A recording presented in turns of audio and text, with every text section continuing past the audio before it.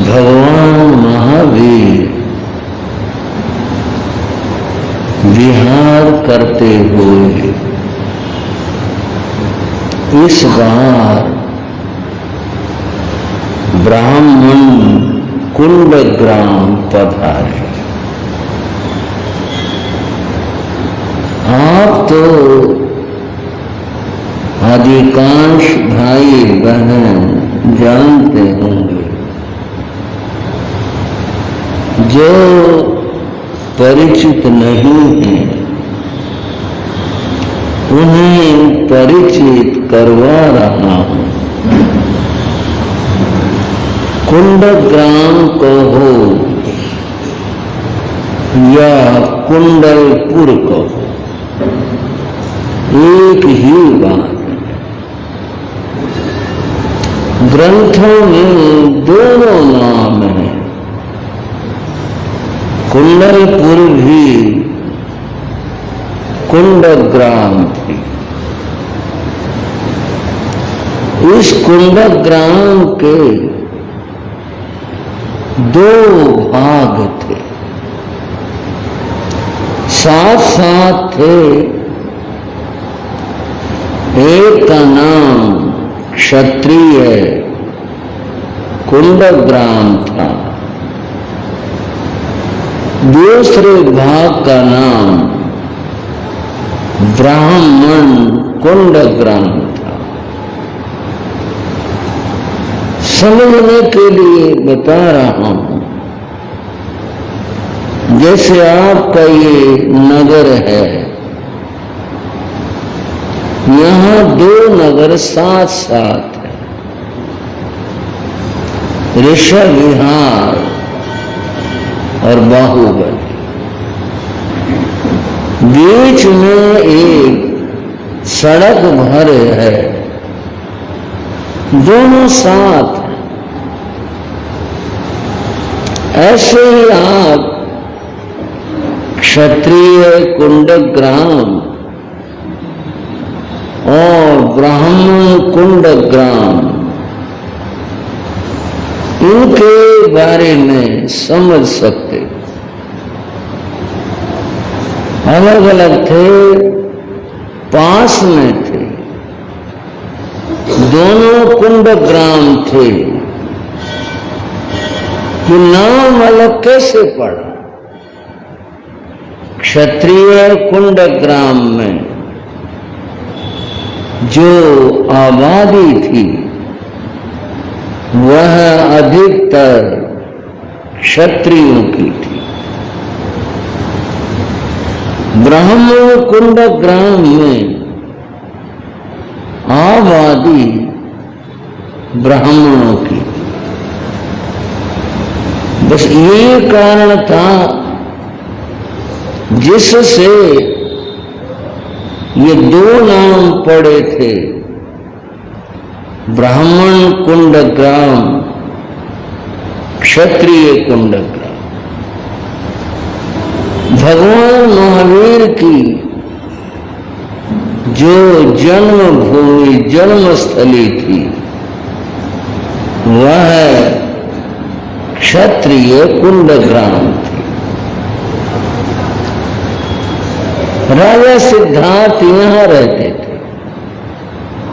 राज उनका था सर्वत्र, पर रहते यहां थे। यहां उनका भवन था, महल था, यहां रहते थे। मैं जो प्रसंग बताने जा रहा था वह ये है कि भगवान आते थे, ठहरते थे, विराजमान होते थे। वैशाली जो उस समय की महान नगरी थी, उसके पास ये दोनों ऐसे थे उपनगर, दोनों ही। तो भगवान वैशाली पधारते, इन ग्रामों में भी आते। इस बार जो भगवान आए तो वे ब्राह्मण कुंड ग्राम में ठहरे, थी व्यवस्था वहां भी रही होगी, वहां विराजे ठहरे। भगवान के आने के बाद जो व्यवस्था होती थी वो सर्वत्र वही थी कि प्रथम प्रहर में प्रवचन होना और फिर धर्म चर्चा, चतुर्थ पहर में भी धर्म चर्चा और मुनियों का प्रभु की सन्निधि में बैठना, विराजना, स्वाध्याय करना आदि आदि। धर्म देशना हो चुकी, भगवान अपने भद्रासन पर विराजमान थे और गौतम स्वामी भगवान से थोड़ी सी दूरी के ऊपर वे विराजमान थे, बैठे थे। गौतम स्वामी ने देखा एक युगल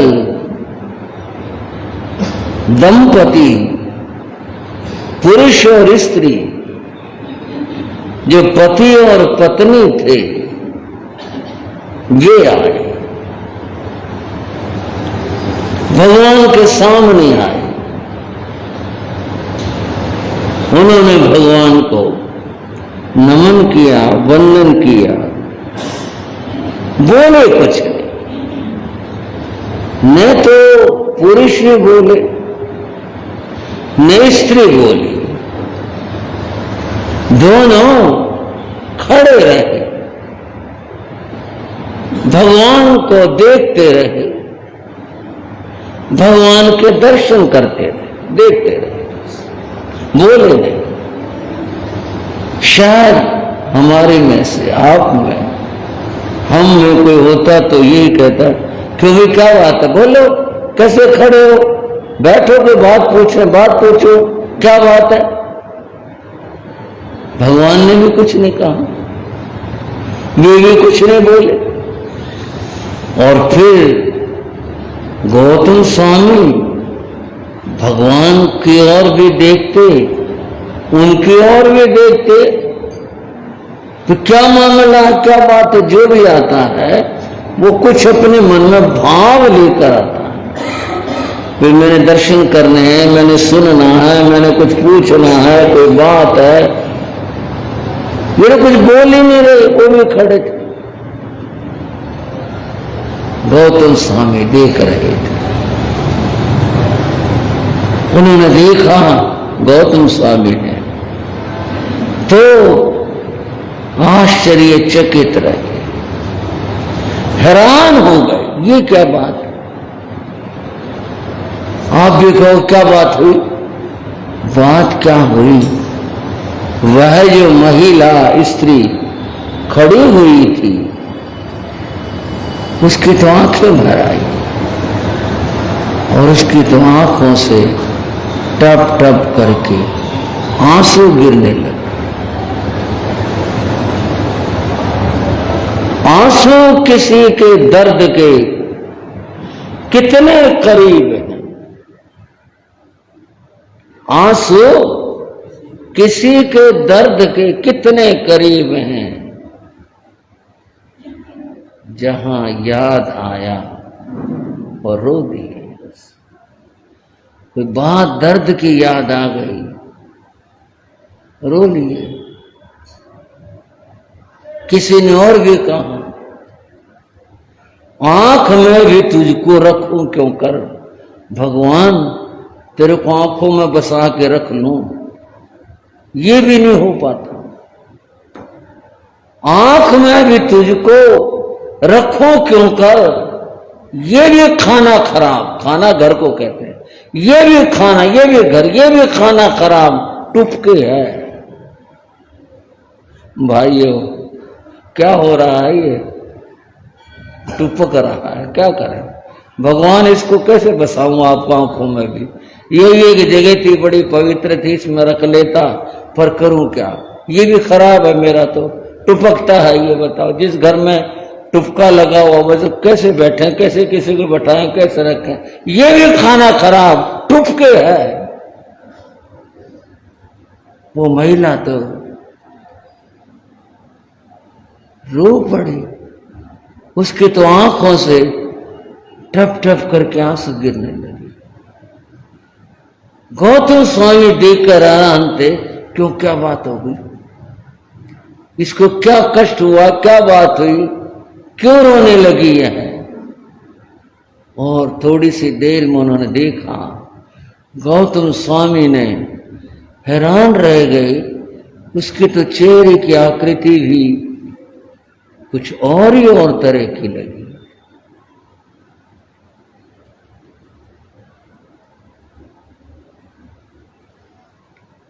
हाथ जोड़े हुए खड़े रहे। कुछ देर और बीत गई, थक गई कहूं या मन में कोई भाव आया तो कहूं, चुपचाप बैठ भी गई, बैठ गई। गौतम स्वामी जानना चाहते थे ये मामला क्या हो रहा, बात क्या हो रही है। वे उठे, भगवान के पास आए, नमन किया और कहा, भगवान ये जो स्त्री हैं ये इस तरह से भाव विह्वल क्यों हो रही है, क्यों रो रही है, इनका ऐसा सा स्वरूप क्यों हो रहा है? भगवान ने कहा, गोए मां, ऐसा माया, ये मेरी मां है। भगवान ने क्या कहा, ये मेरी मां है।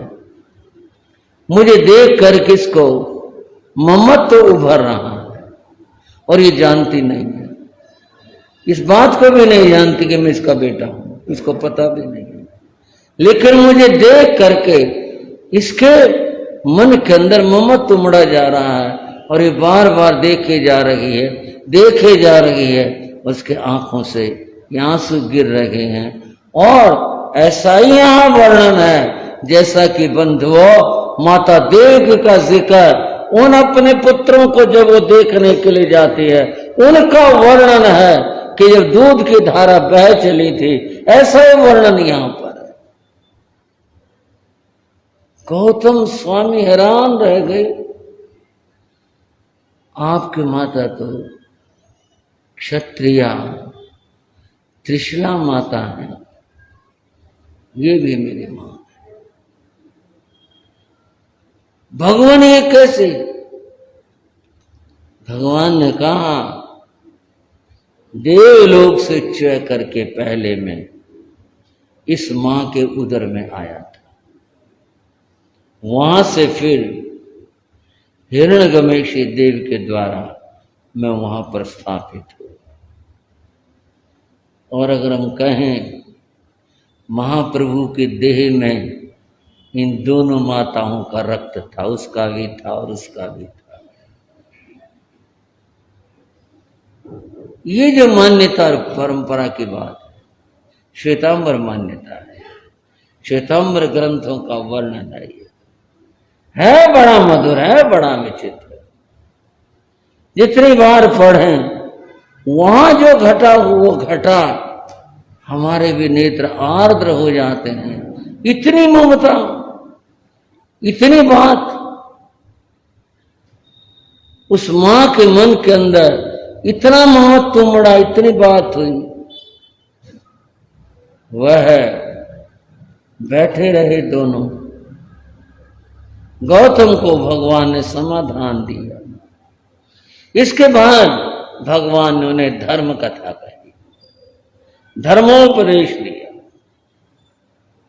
भगवान ने आत्मा की बात बताई, अजर अमर होने की बात बताई, कर्मों की बात बताई, गतियों की बात बताई कि कर्म के कारण से जीव गतियों को प्राप्त करता है।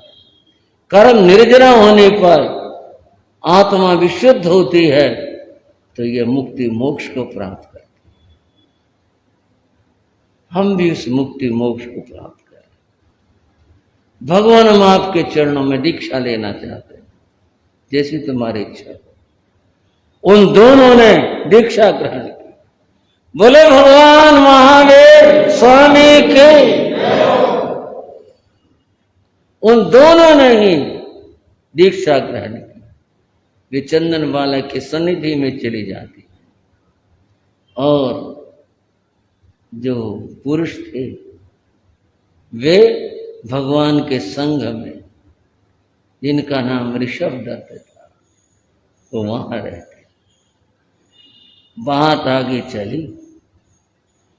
गौतम स्वामी सोचने लगे, तीर्थंकर महाप्रभु ने भी जब ये बात कही, ऐसा मम माया, ये मेरी मां है, इन्होंने जब ये बात कही है, मां का स्थान और पद तो बहुत ऊंचा है।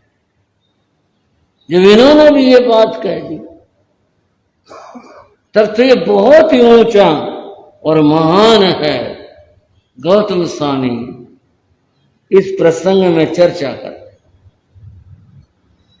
तेणं कालेणं तेणं समयणं समनस्य भगो महावीरस्य, हाथ जोड़ ले, जेठे अंतवासे इंद भोए नामंगण गारे जावे अदूर सामंत उड्ढं जानं जावे विहरे तेणं तस् भगयो महावीरस्य झाणं तयाए वह वर्तमाने इमेणं वे आजथिये जा समुपजित्था एवं खलु किम दुप्पड़ियारम गोयमातिथिन्नं दुप्पड़ियारम जावे अम्मा पियनो भट्टियसे धमायर्यायसे।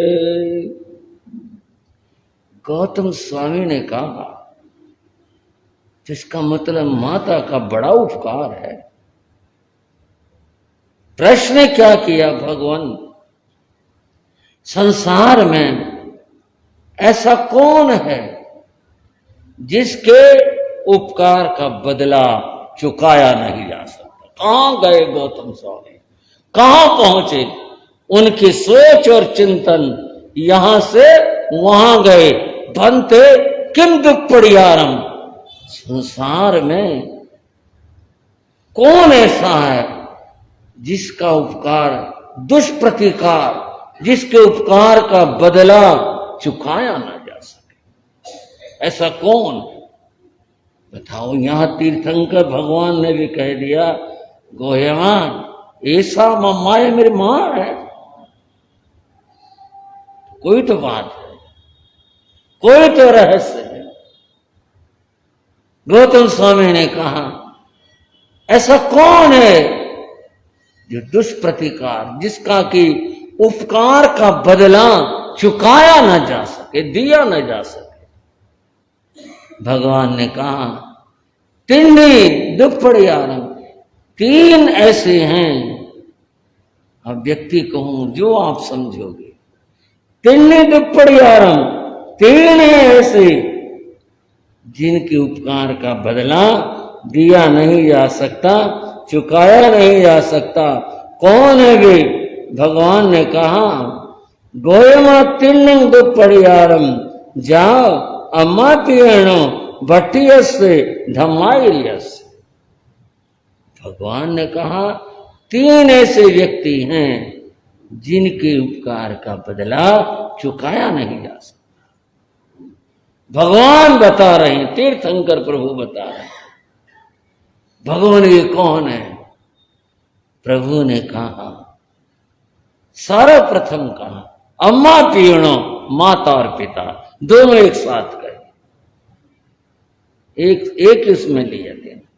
अम्मा पियणो, माता और पिता। दूसरी बात प्रभु ने कही, भट्टियस्य, पालक, पालने वाला, रोजगार देने वाला, पांव पर खड़ा करने वाला, किसी लायक बनाने वाला, जिससे व्यक्ति अपना उदर पेट भर सके, भट्टियस्य।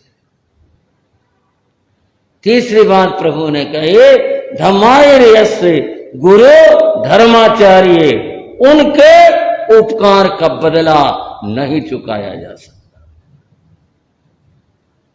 तीन भगवान ने ये बताया, इनके उपकार का बदला चुकाया नहीं जा सकता।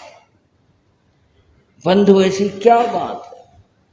माता पिता संसारी हैं, ये संबंध संसार का संबंध है, फिर इनके बारे में ऐसी बात कैसे कही गई कि इनके उपकार का बदला नहीं चुका सकते हैं? ऐसी क्या बात है? बंधुओं, यहां में दो पक्ष पहलू आपके सामने रखना चाहता हूं। पहली बात यह है, माता जन्म देती, आत्मा है, इतनी संवेदनशील होती है कि उसके लिए वह अपना जीवन भी दे देती है। उस अमर सूत्र 5 देख लो। हमारी सभा में अब ये भी साथ लगाओ, मुश्किल इसके लिए हो जाती है मेरे को कुछ कहने में और समझाने में। मैंने कहा सारी दुनिया देख, जंगल है, चारों ओर झाड़ियां, वृक्ष, निर्जन, और ऐसे जंगल में एक मृगी हिरणी अपने छोने को, बच्चे को लेकर के जा रही है। पेट तो सबको ही भरना है, सबको पेट भरने के लिए चाहिए, वह भी अपना पेट भरने के लिए और अपने छोने का पेट भरने के लिए साथ साथ लिए जा रही है।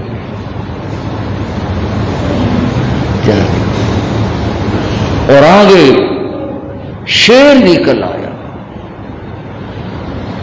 शेर ने हिरनी को देखा, छोने को देखा, वो दहाड़ा, सारा जंगल गूंज उठा और छलांग मार करके सामने आके खड़ा हो गया। बस अगली छलांग उसका शिकार हिरणी थी।